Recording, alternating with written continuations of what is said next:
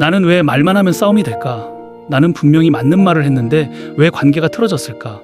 혹시 이런 생각 해보신 적 있으신가요? 우리는 흔히 상황이 문제라고 생각을 하고 상대가 문제라고 생각하죠.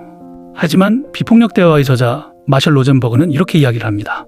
우리를 고통스럽게 만드는 것은 상대의 행동이 아니라 그 행동에 대한 우리의 해석이다.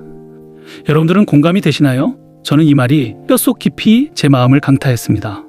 아, 그렇구나. 나를 고통스럽게 만드는 건 이 사회가 날 도와주지 않거나 괴롭히는 게 아니라 그걸 바라보는 나의 해석에서 차이가 생기는구나 라고 생각을 하게 만들었어요. 퇴근하고 집에 들어갔는데 싱크대에 설거지가 그대로 쌓여있는 것이 보여요. 그런 모습 보면 아무 생각 없이 무심코 이렇게 말을 하곤 하죠. 하루 종일 뭐 했어? 여기까지만 해도 공기가 별로 좋지 않죠. 그런데 한마디 더 하죠. 아주 집안 꼴 잘 돌아간다. 이렇게 되면 집안의 공기가 달라집니다. 이 말 한마디로 나의 세상은 갑자기 폭풍전야가 됩니다. 그저 말 한마디 했을 뿐인데 쉼터가 되어야 할 집이 좌불안석이 되어 그날의 쉼은 끝이 나고 나의 쉼터는 전쟁터가 되는 경험을 하고 말죠. 우리는 왜 이렇게 될까요? 로젠버그 방식으로 해석을 해보면 사람들은 자기 주변의 상황을 보면서 관찰을 하게 됩니다. 관찰을 하게 되면 보통 그에 상응하는 말을 하게 되는데 어떤 사람들은 관찰한 것을 자신의 기본적인 욕구에 먼저 대입을 해보고 그것을 다른 사람의 기본적인 욕구에 또다시 대입하여 해석을 해본다는 겁니다. 그렇게 해석을 하니까 먼저 왜 그런 일이 벌어졌을까를 생각해서 관찰한 것 이상의 이야기를 하지 않는다는 거예요. 그러니까 그런 사람은 집안에 들어왔을 때 설거지가 쌓여있는 것을 보면 설거지가 쌓여있네. 설거지를 쌓아둘 정도로 힘든 하루였나? 시간이 없었나? 어디 아픈가? 까지 설거지를 할 수 없었던 상황을 유추하게 되는 거죠. 그래서 이렇게 이야기를 한답니다. 오늘 설거지가 쌓여있네. 오늘 당신 많이 힘들었어? 그럼 오늘은 내가 해볼까나? 라고 대화를 하게 된다는 거죠. 이런 대화를 로젠버그는 비폭력 대화, 연민의 대화라고 이야기합니다. 한 사람이 이렇게 비폭력 대화를 하게 되면 주변의 온도가 달라진다고 해요. 그런데 보통은 이렇게 비폭력 대화를 이어나가는 사람이 별로 없다는 거죠.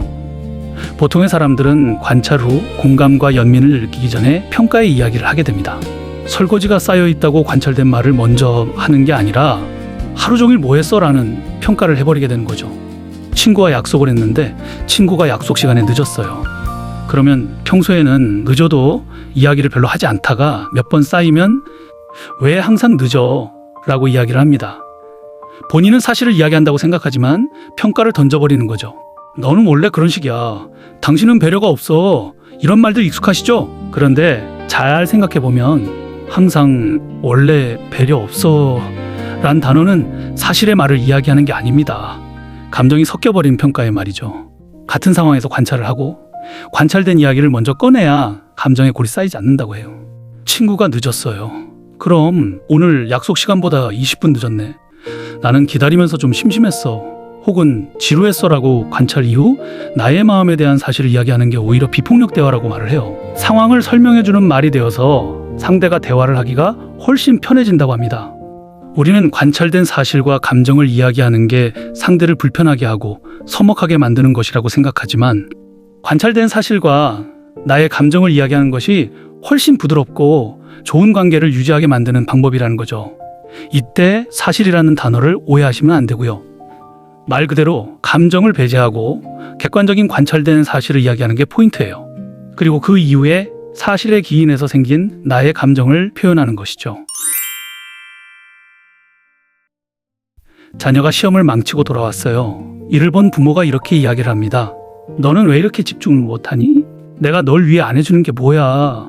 부모가 볼 때는 그게 사실이라고 생각하거든요.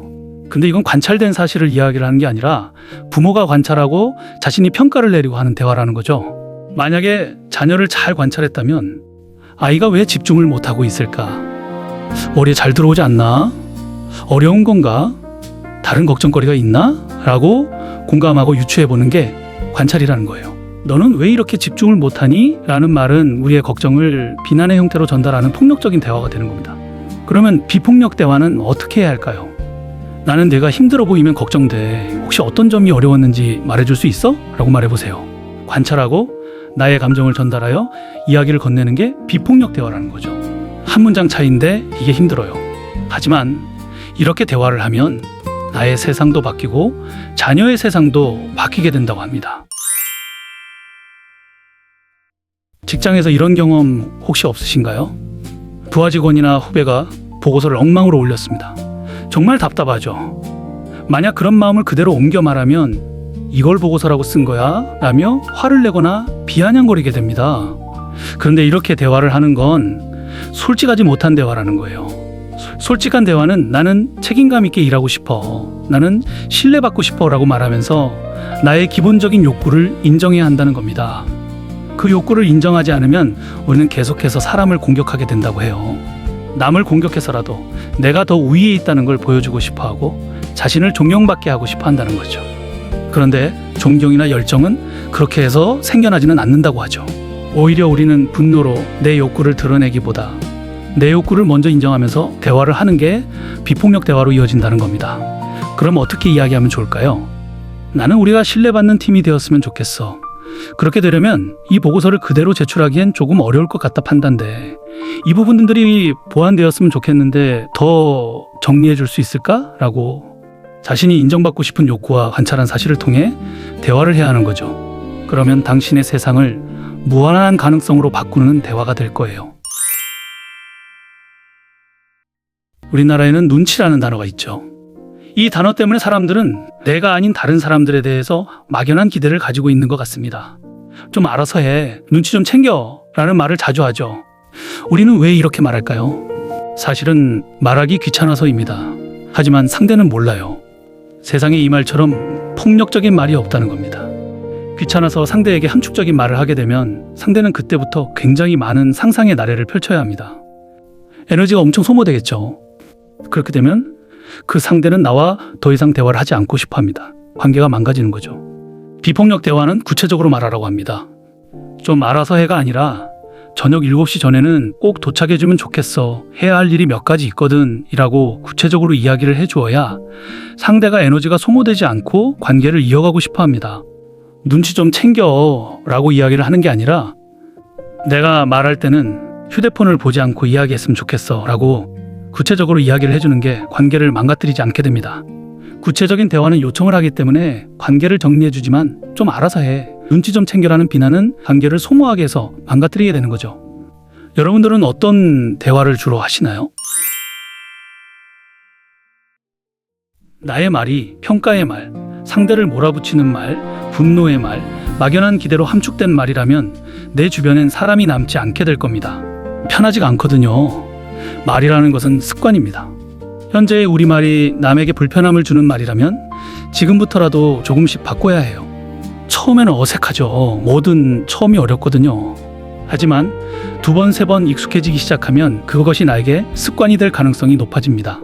설명하지 않아도 되는 사람, 공격하지 않는 사람, 내 감정을 솔직하게 말하는 사람, 막연한 기대가 아니라 구체적인 이야기를 해주는 사람 곁에는 사람이 남습니다. 말이 변하면 관계가 변합니다. 관계가 변하면 당신의 세상이 달라지게 됩니다. 오늘 단 한 문장만 바꿔보세요. 왜 그래? 대신 나는 지금 이런 기분이야.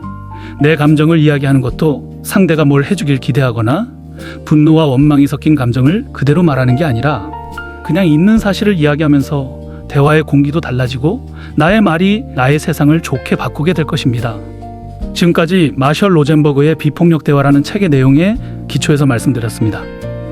일상에서 쓰는 평화와 공감의 언어가 궁금하시면 권해드리고 싶은 책이네요. 오늘도 유익하셨다면 구독과 좋아요 부탁드립니다. 감사합니다.